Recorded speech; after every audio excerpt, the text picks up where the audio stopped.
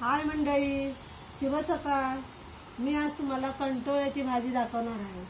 काही भागात कंटोळे बोलतात, काही ग्रामीण भागात काटलं बोलतात। आमच्या इथं गावाला काटलं बोलतात। तर आज मी तुम्हाला काटलाची रेसिपी दाखवणार आहे। ही बघा, ही असे कंटोळे असतात। ते एक घनदाट जंगलामध्ये मिळतात। त्याच्यासाठी खूप लांब जायला लागतं डोंगरामध्ये, तिथे ती कंटोळे मिळतात। त्याची रेसिपी मी आज दाखवणार आहे। मी अशी कंटोळे आहेत, ही कंटोळे आहेत, मी कापून घेतली आहेत, पण ही थोडी कापायची ते तुम्हाला दाखवते। कधी कधी जून सुद्धा असतात। हे आपली कारेती कशी असतात, कारली त्याप्रमाणेच असतात, पण ही छोटी असतात। त्या कारल्याप्रमाणे त्याच्यामध्ये असे हे बघा बिया असतात। जर जास्त जून असली तर ह्या बिया काढून टाकायच्या, नाही तर कोवळी असली तर तसेच घ्यायची ती कंटोळी। हे बघा, ही कारल्याप्रमाणेच तसे कापायचे। जशी आपण कारली कापतो ना त्याप्रमाणेच ही कंटोळे कापायचे। हे बघा, मी कापून दाखवते। हे बघा, 2-3 कंटोळे तुम्हाला कापून दाखवते कारल्याप्रमाणेच। हे बघा, हे जून आहे, मग त्याच्यामधले बिया काढून घ्यायच्या। हे बघा, ही पूर्ण कंटोळी कापून झाले आहेत। ही कंटोळीची भाजी आयुर्वेदिक आहे। ही वर्षातून एकदा तरी खावी, खाल्ल्याने चांगली असते ती भाजी। आयुर्वेदिक भाजी आहे, आपण पण खावी आणि आपल्या मुलांना पण खायला द्यायची। त्याने शरीराला खूप फायदा होतो। चला, तुम्हाला आता ना ती भाजी करून दाखवते। कंटोळ्याची भाजी करण्यासाठी लागणारे साहित्य मी एकदम सोप्या पद्धतीने, गावच्या पद्धतीने तुम्हाला करून दाखवत आहे। कंटोळे, कांदा, हळद, मीठ, मिरची आणि लसूण। एकदम कमी साहित्य ती भाजी होणारी आहे। कढई ठेवायची गॅसवर, त्याच्यामध्ये थोडं तेल टाकायचं। जास्त तेल नाही टाकलं तरी चालतं, हे थोड्या तेलात पण होते। हे बघा, त्याच्यानंतर लसूण टाकायची थोडी। लसूण टाकल्यानंतर पहिलं राय जिरं टाकायचं। राय आणि जिरं जशी आपण कारल्याची भाजी करतो ना त्याप्रमाणेच करायची। फक्त ही कारले कडू असतात, कंटोळे कडू नसतात, गोड भाजी सारखेच असतात, गोड। हे बघा, ह्याच्यामध्ये हे बघा तेल आता तापलंय, त्याच्यामध्ये आपण थोडी मोहरी टाकायची। ती मोहरी तडतडायला पाहिजे, पूर्ण असं तेल तापायला पाहिजे। मोहरी टाकली, मोहरी तडतडली तर त्यामध्ये जिरं टाकायचं। हे बघा, जिरं कसं फुललं पाहिजे आणि तेल चांगलं तापलं पाहिजे। त्याच्यानंतर लसूण टाकायची। लसूण थोडी झाली की आपण मिरची टाकूया त्याच्यामध्ये। एकदम सोपी पद्धतीने भाजी। मिरची थोडी फ्राय झाली की आपण त्याच्यात कांदा टाकायचा।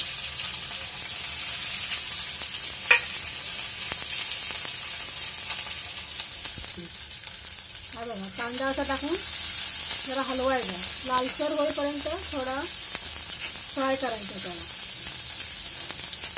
एकदम सोप्या पद्धतीने भाजी आहे, खायला सुद्धा छान लागते।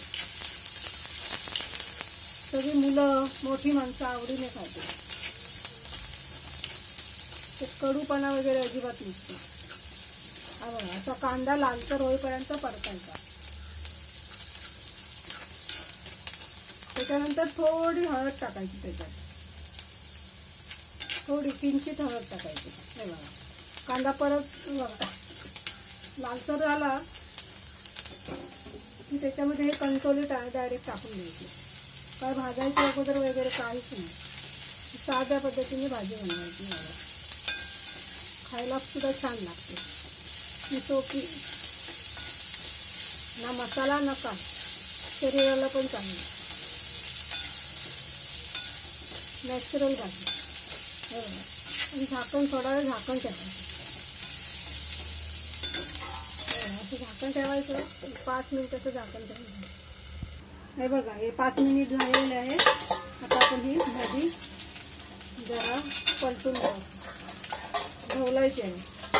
5-5 मिनिटांनी थोडी ढवलत राहायचं। आणि त्याच्यात शेंगदाण्याचं कूट, आपल्याला पाहिजे तो ओलं खोबरं टाकू शकतो त्या भाजीत, त्यामुळे भाजीला अजून टेस्ट येते। अशी 5-5 मिनिटात थोडा वेळ वाफवून ती ढवलायची, म्हणजे ती वाफेवर आपणच भाजी शिजली।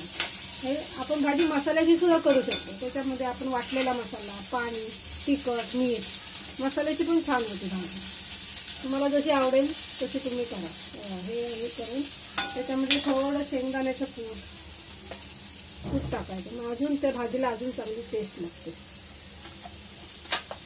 5-5 मिनिटांनी घेऊन परत त्याच्यावर झाकण ठेवायचं. मग भाजी तयार होते.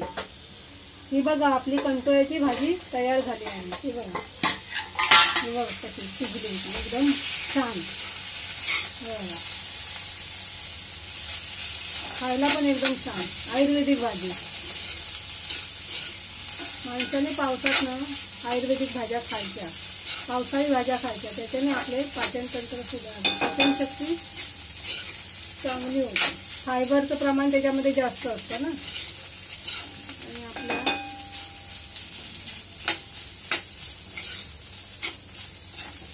आपल्या शरीराला पण या भाज्या चांगल्या असतात, पावसाळी भाज्या.